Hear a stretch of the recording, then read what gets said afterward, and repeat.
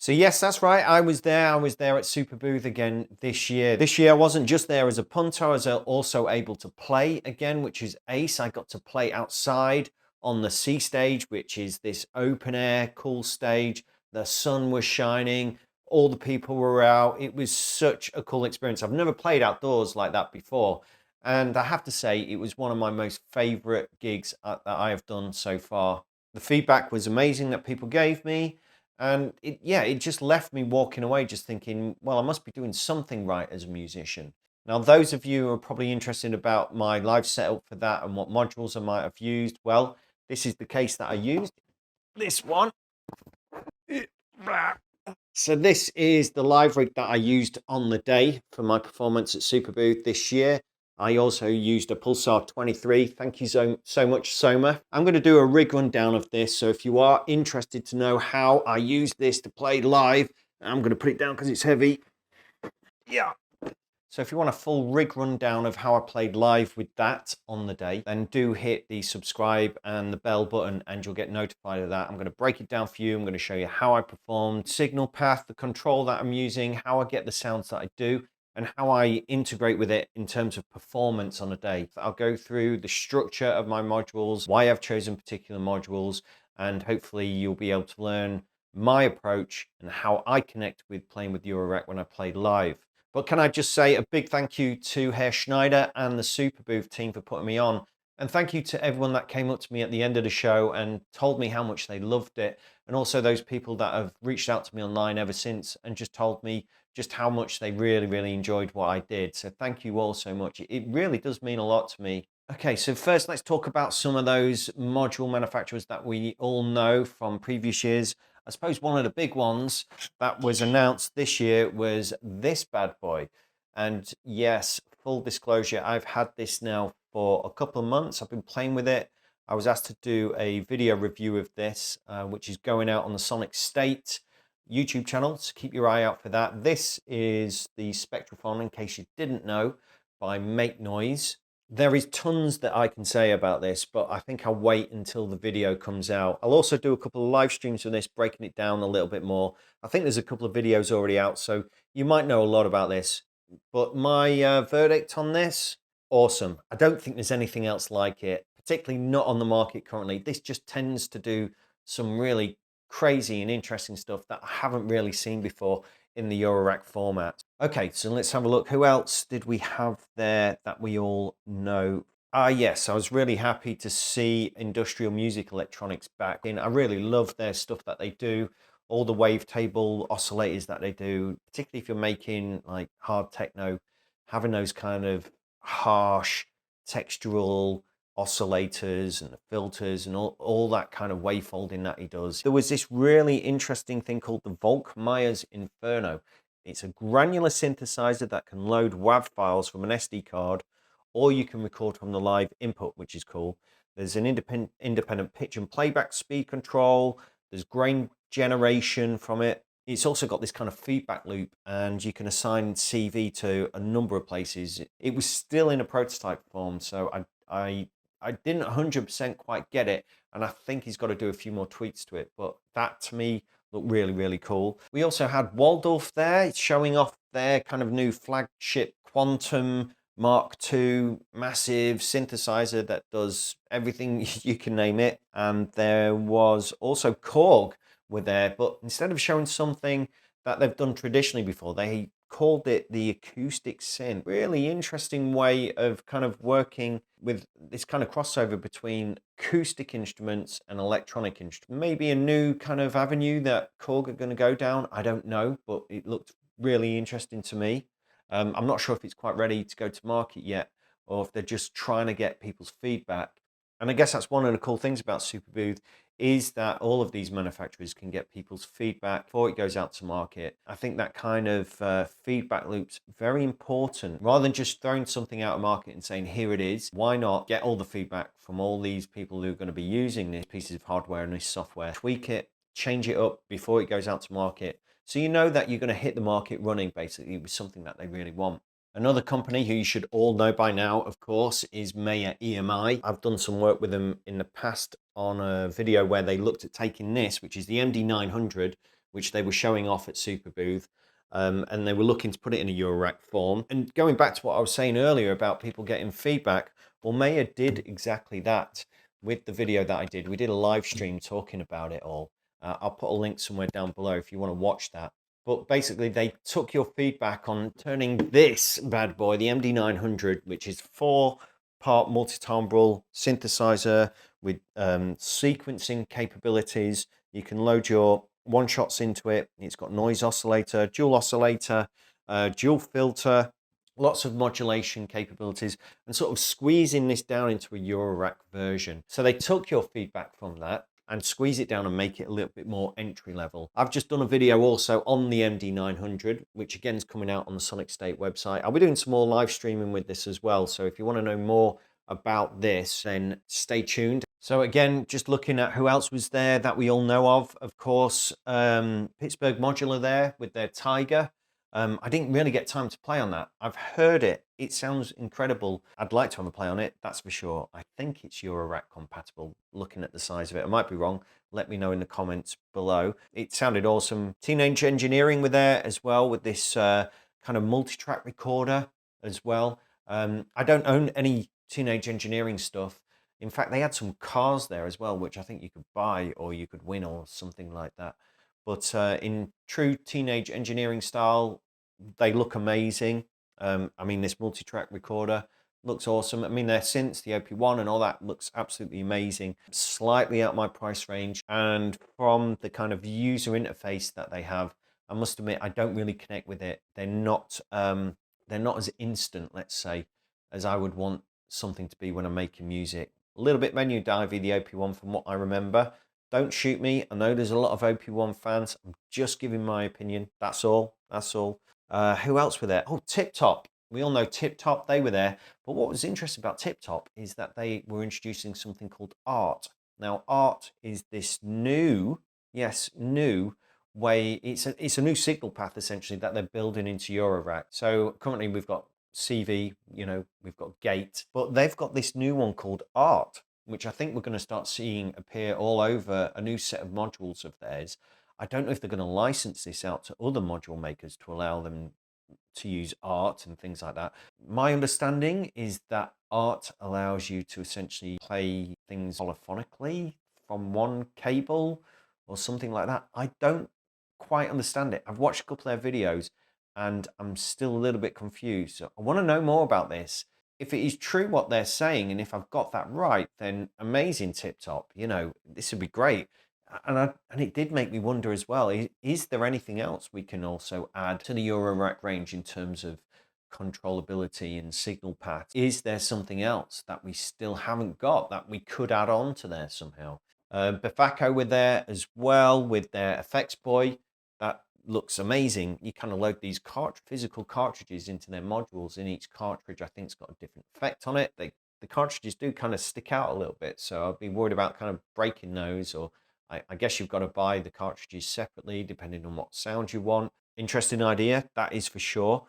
Who else was there? Oh yes, of course, Erica's Synths were there with their new Steam Pipe. Now, I remember Steam Pipe when it came out as part of Native Instruments Reactor's kind of factory catalogue of ensemble. And I've always enjoyed the sound of Steam Pipe. And it looks to me like they've essentially taken that, put it in a hardware unit, which they were playing with some kind of electronic pipe kind of device. I thought it sounded really interesting. I thought it sounded just like the kind of ensemble that we know and love from Reactor. I don't know how much it is. I know it's a desktop unit with plenty of controls on it. Never got my hands on it though at the event to play on it. Oberheim were there as well with their OBX8 desktop. They did a presentation on that, and that sounded, as you'd imagine, just amazing. There was also 4MS with another kind of looping delay device. They like their kind of looping modules and that kind of thing. Udo were there with their Super Gemini, their kind of new flagship super uber synthesizer. I mean, their stuff sounds second to none. I don't know what they're doing under the box, but their stuff just sounds absolutely amazing. I think they also nail it in terms of interface as well. Really liked playing around with it. I just connected with it instantly. Very little menu diving on it. the way everything's easily laid out. You can just find things very, very intuitively. Really like this one. So yeah, Electron were there as well. GPU Audio, Sound Toys were there. I think the other company who have been around as well for a bit now and are really starting to make a name for themselves is Voicas, or is it Voices? I should have checked that really. I've been a big fan of their modules, particularly the LED Rover, which is a really cool distortion module. And they've made a dual channel version of this, which they were showing off at Superbooth. This one's called the Duo Rover, and it features full stereo drive and saturation. You've also got these low pass filters and high pass filters, which you can change the routing of these as well. They also had this preamp and line out module as well. And more recently, in fact, this is my most recent acquirement, is the LED presser, which is their kind of stereo limiter compressor with a sidechain input on it that's filterable. I just loved the sound of this when I first heard it. So I'll do a little video or two on how I use this as well, which I think you'll all be really interested in. Endorphines were there, of course. I'm a big user of their modules. I even did a review of their Ghost module, which they did in conjunction with Andrew Huang. Yeah, they were there putting their stuff into guitar pedals. So that I think they took the Ghost and the Golden Master modules and put them into modules, which is really great because I'm also a guitarist, and it's going to be really handy having those if I ever want to go out play live, particularly with the Ghost. You've got your filtering. I believe, well, I wonder if they've still got the VCAs. There was a pre and post VCA on there. I'm sure the delay and reverb and the distortion and the filtering's gone over as a minimum. So yeah, I'd love to have a play around with those. I didn't get time to at the show, unfortunately. Yeah, Knobula there as well. As you know, I also use Knobula. In fact, I used their Poly Cinematic module, stereo polyphonic module for my live set, which I'll talk more about in another video. They were there with this kind of looks a little bit like that particular module, but it is a pianophonic 8-voice wavetable and sample playback. And every time I went to see Jason and check this one out, he was really busy. Everyone was swamping his stall this year, so unfortunately I didn't get to have a play with that.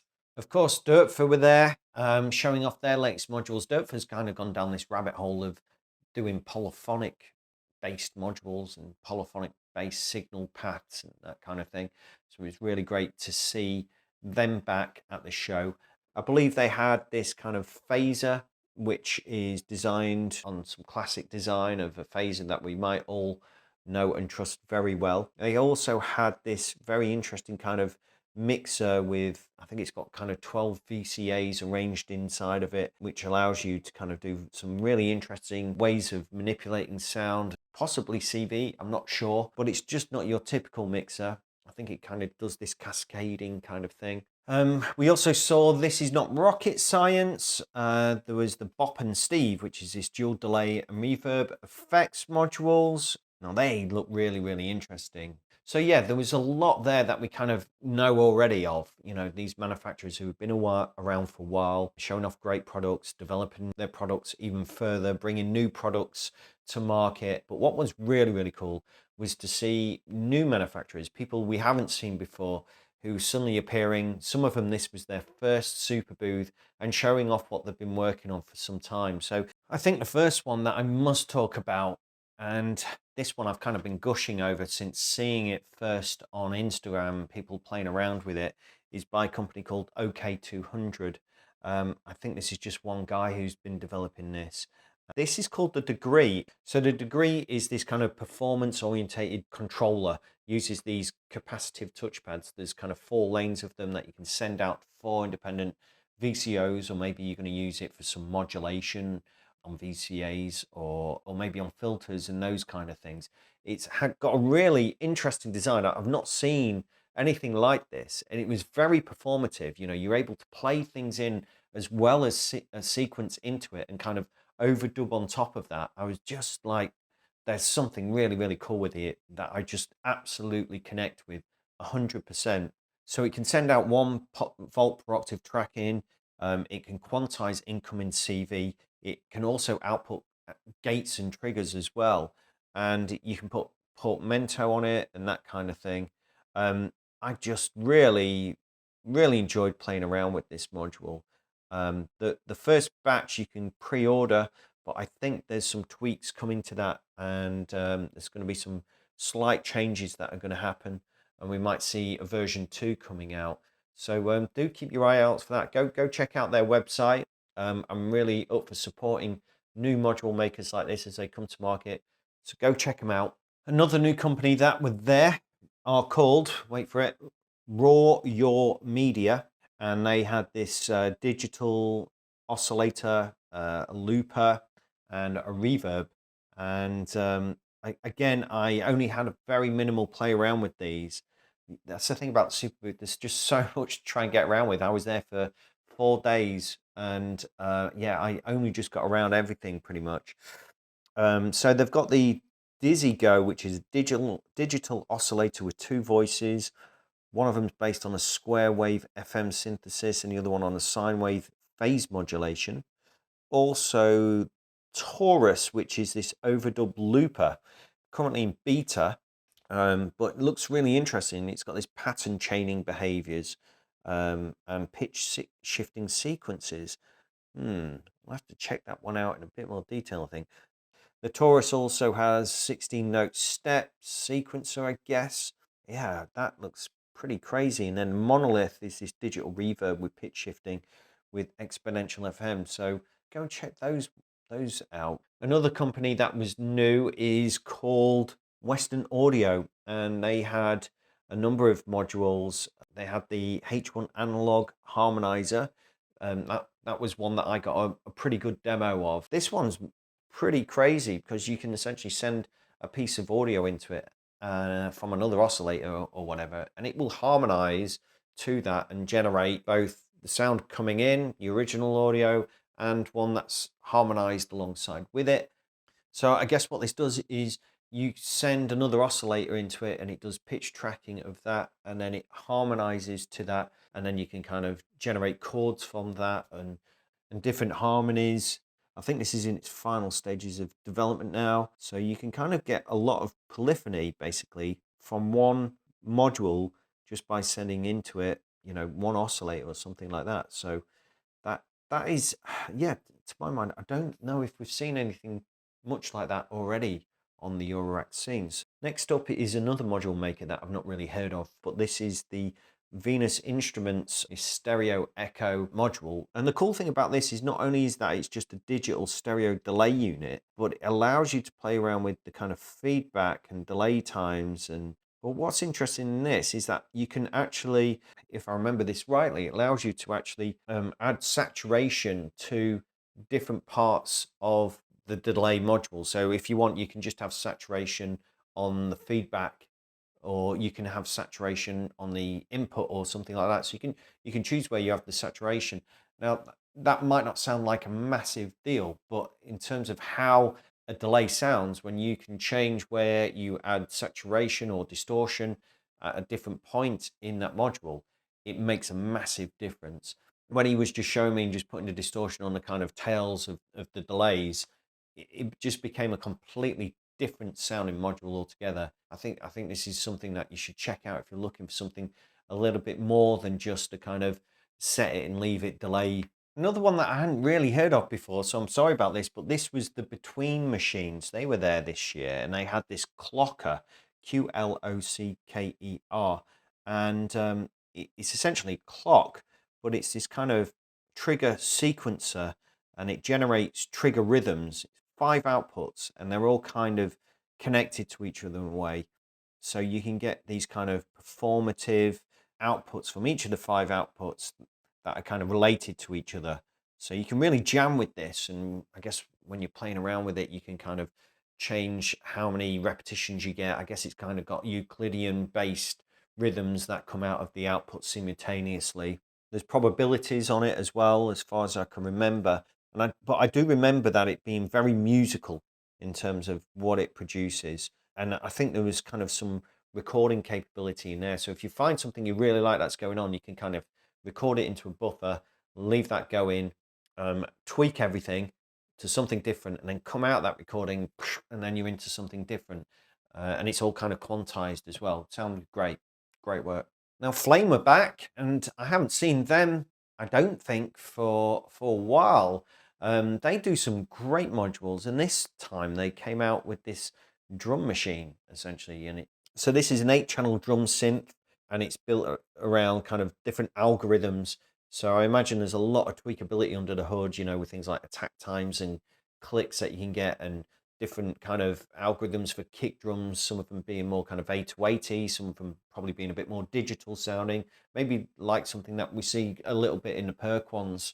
I believe it's also got a load of kind of LFOs under the hood as well that you can send to places and manipulate. I think it also comes with an expander, so it gives you a lot more outputs as opposed to what you get just on this faceplate of the bigger module, the Fire.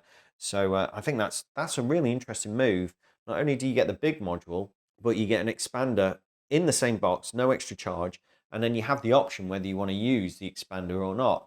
I mean, that sounds great, because there might be occasions when I'm in the studio, I might want to have more outputs just so I'm able to record things individually. So when I'm multi-tracking, I can get to them. But when I'm playing live, I might be okay with just not using the expander, because I might be okay just using 1 or 2 outputs, because I'm in a live scenario. So that's a really nice idea. So yeah, just taking a break from the module makers. I mean, there was a lot of talks there this year. There was a lot of performances. This hybrid controller kind of sequencer as well, the Relic, that is just, I've got so many questions about that. I want to go away and I want to check that out as well. Another one that I was really interested in that I want to do some more research on is this kind of live performance workstation with these 5 XY pads on it, built like a tank, looks absolutely great, by Lambda Synthetics. I believe it's called the Poly Pulse. I want to know more about this MX modular mixer for 500 series rack. It's kind of like this modular mixer. You put 500 series modules in it. You can kind of choose, I think, what faders and configurations that you want. It's a modular mixer. I need to know more about this. Has anyone used it? Let me know.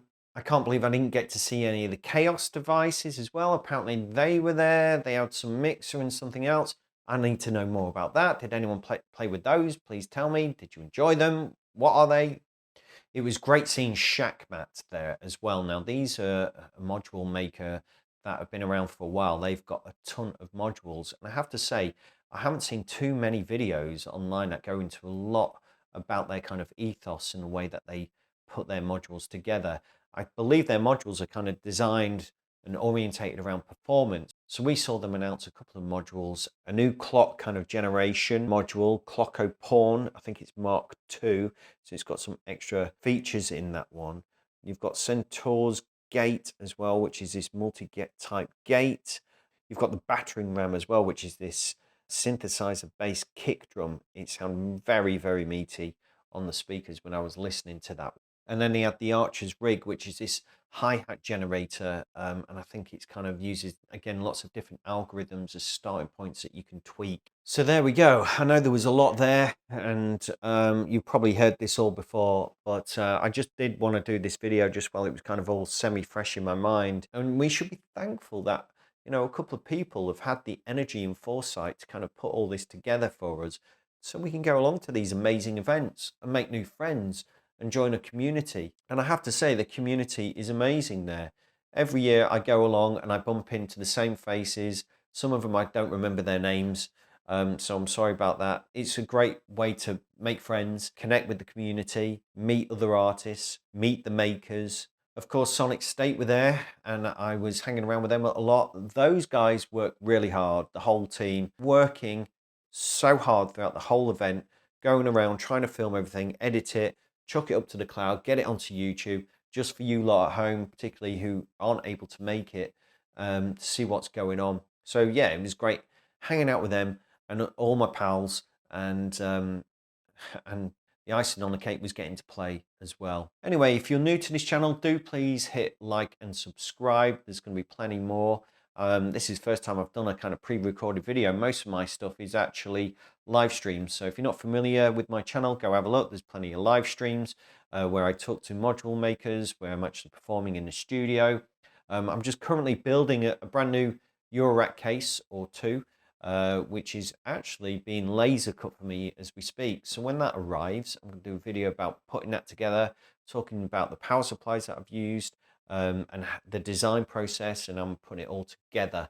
So yeah, stay tuned for that one. As I say, I'll do a rundown of my live performance. Do check out my Bandcamp if you'd like to go and get all of my music plus hours and hours of unreleased stuff. Thanks for listening today. I hope everyone who went to Superbooth had an excellent time. Everyone that I spoke to, hello again, and maybe I'll see you all there next year. Bye for now.